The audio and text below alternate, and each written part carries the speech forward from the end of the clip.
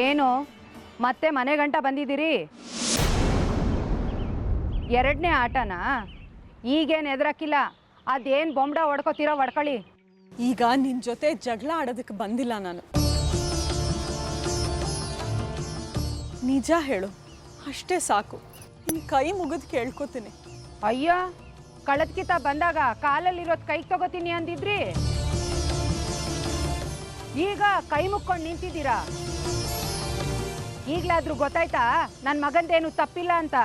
ನಿನ್ನ ಮನೆ ಮುಂದೆ ಬಂದು ಜಗಳ ಆಡ್ಕೊಂಡು ಹೋದೆ ಅಂತಾನೆ ನನ್ನ ಮಗಳ ಜಾಜಿಗೆ ಮಾಟ ಮದ್ದು ಮಾಡಿಸಿದ್ಯಾ? ಅದೆಂತ ಮಾತು ಅಂತ ಆಡ್ತೀರಿ? ಬಿಡ್ತು ಅನ್ನಿ. ನಾವು ಸತ್ರು ಅಂತ ಕೆಲ್ಸಕ್ಕೆ ಕೈ ಹಾಕಿಲ್ಲ. ಮತ್ತೆ ಯಾಕೆ ನನ್ನ ಮಗಳು ಜಾಜಿ ಮಂಕ ಬಡ್ದು ಕೂತಿದ್ದಾಳೆ?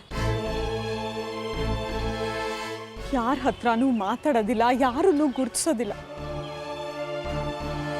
ತನ್ನಷ್ಟಕ್ಕೆ ತಾನೇ ಇರ್ತಾಳೆ. ಯಾರೋ ಹಿಡಿದು ನಡೆಸ್ತಾ ಇರೋ ಸೂತ್ರದ ಗೊಂಬೆ ಥರ ಆಗಿದ್ದಾಳೆ.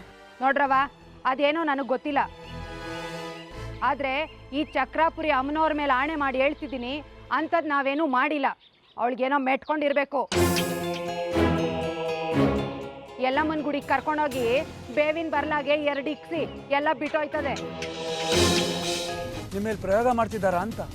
ಯಾರೋ ಇದ್ದಾರೆ ಈ ಊರಿನಲ್ಲಿ, ನನಗಾಗ್ದವ್ರು ಯಾರೋ ಇದ್ದಾರೆ. ನಾವು ಮೂವರು ಒಂದಾಗಿದ್ದೀವಿ. ಇದ್ದ ಒಬ್ಬ ಶತ್ರು ಅಂದ್ರೆ ಅಮ್ಮನವರು. ಅವಳನ್ನ ಭೂಮಿಲಿ ಹೂತಾಕಿದ್ದೀವಿ. ಇನ್ನು ಯಾರು ನನ್ನ ಮೇಲೆ ಹೀಗೆ ಸಂಮೋಹಿನಿ ಮಾಡೋದಕ್ಕೆ ಸಾಧ್ಯ? ಮಾರಿಗುಡಿ ಮಾಡಿರಬಹುದು, ವಿರೂಪಾಕ್ಷ ಮಾಡಿರಬಹುದು. ಮೇಲ್ನೋಟಕ್ಕೆ ಇಬ್ರು ನಿಮ್ಮ ಜೊತೆಲೇ ಇರೋ ಥರ ಕಾಣಿಸ್ತಾರೆ, ಅದೇ ಒಳ್ಳೊಳಗೆ ಕತ್ತಿ ಮಸೀತಿರ್ತಾರೆ. ನೀನ್ ಹೇಳೋದು ಸತ್ಯ, ಅದು ನನಗೂ ಗೊತ್ತಿದೆ. ಆದ್ರೆ ನನ್ನ ಮೇಲೆ ಇಂಥ ಕಣ್ಕಟ್ ವಿದ್ಯೆ ಪ್ರಯೋಗ ಮಾಡೋಷ್ಟು ದೊಡ್ಡ ಸಾಧಕ ಅವ್ರಿಗ್ಯಾರೂ ಗೊತ್ತಿಲ್ಲ. ಮಣಿಕಂಠ, ಇದು ಯಾರೋ ಮಾಡಿರೋ ಕೆಲಸ ಅಲ್ಲ, ಇನ್ನೇನೋ ದಾರಿ ತಪ್ಪಿದೆ. ನೀನ್ ಯಾವಾಗ್ಲೂ ಈ ಅಮ್ಮನವ್ರ ಭೂಮಿ ಬಂಧನದ ಮೇಲೆ ಕಣ್ಣಿಟ್ಟಿರು.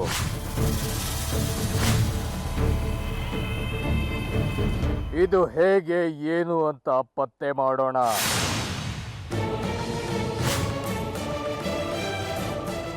ಆಗಲಿ ಗುರುಗಳೇ. ಆ ಕಲ್ಗಳನ್ನ ಒಂದ್ ಕಡೆ ಎತ್ತಿಡು. ನಾನು ಪೂಜೆ ಮುಗಿಸಿ ಬಂದ್ಮೇಲೆ ಅವುಗಳನ್ನ ಪರೀಕ್ಷಿಸ್ತೇನೆ. ಅವುಗಳಿಗೆ ಅಂಜನ ಹಚ್ಚಿ ನೋಡಿದ್ರೆ ಗೊತ್ತಾಗುತ್ತೆ ಯಾರು ಮಾಡಿರೋದು, ಯಾಕೆ ಮಾಡಿರೋದು ಅಂತ. ಸರಿ ಗುರುಗಳೇ.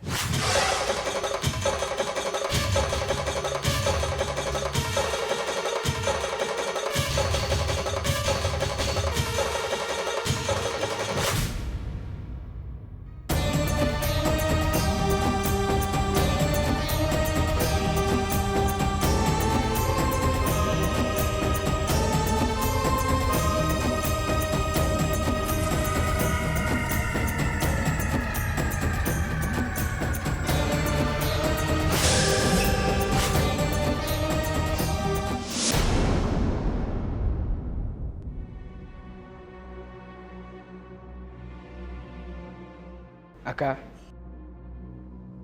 ಅಕ್ಕ,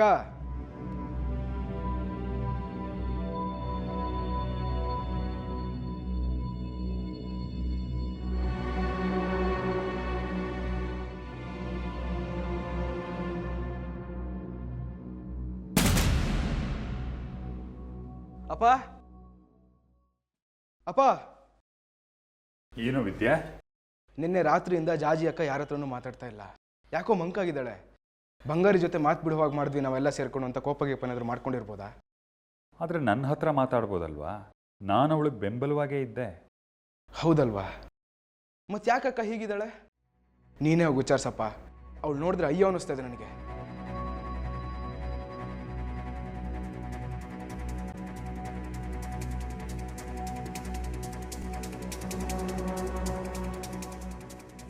ಜಾಜಿ, ಜಾಜಿ, ಯಾಕಿವತ್ತಿನ್ನೂ ಕೆಲಸಕ್ಕೆ ಹೋಗಿಲ್ಲ?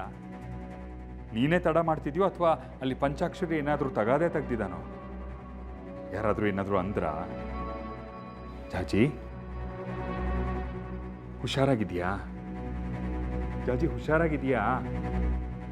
ಯಾರ ಹತ್ರನೂ ಮಾತಾಡ್ತಿಲ್ವಂತೆ, ಮೌನಗೌರಿ ಆಗ್ಬಿಟ್ಟಿದೆಯಂತೆ. ನಾನು ಎಲ್ರಿಗೂ ಹೇಳಿದ್ದೀನಿ, ಯಾರು ನಿನ್ನೇನು ಅನ್ನಲ್ಲ. ಇದ್ರ ಮೇಲೆ ಬೇರೆ ಏನಾದರೂ ಇದ್ರೆ ಹೇಳು.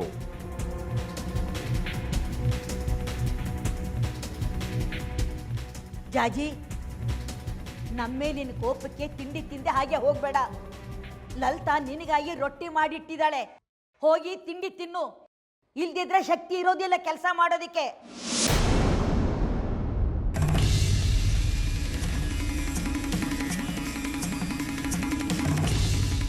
ಏ ಜಾಜಿ, ತಿಂಡಿ ತಿಂಡಿ ತಿನ್ನು ಅಂದೆ, ಹೋಗೆ.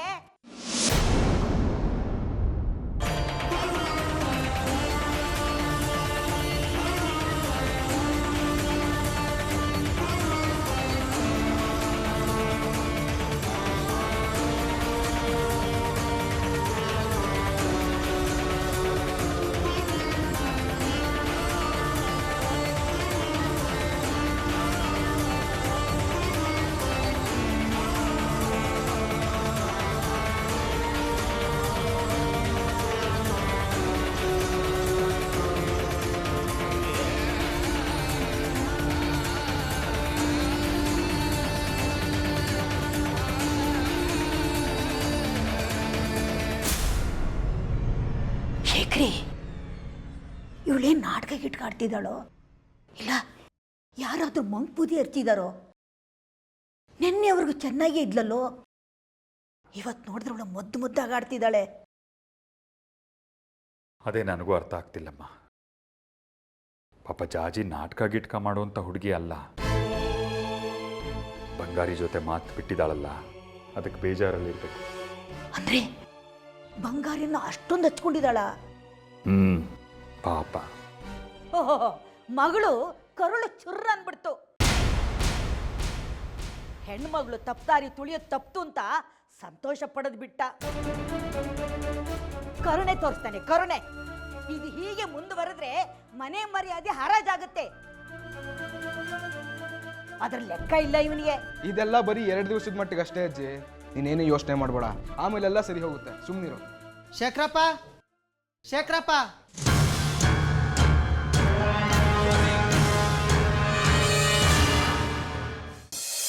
ಶಾಸ್ತ್ರಗಳೇ, ಒಂದು ದೊಡ್ಡ ಅನಾಹುತ ಆಗ್ಬಿಟ್ಟಿದೆ, ಬೇಗ ಬನ್ನಿ.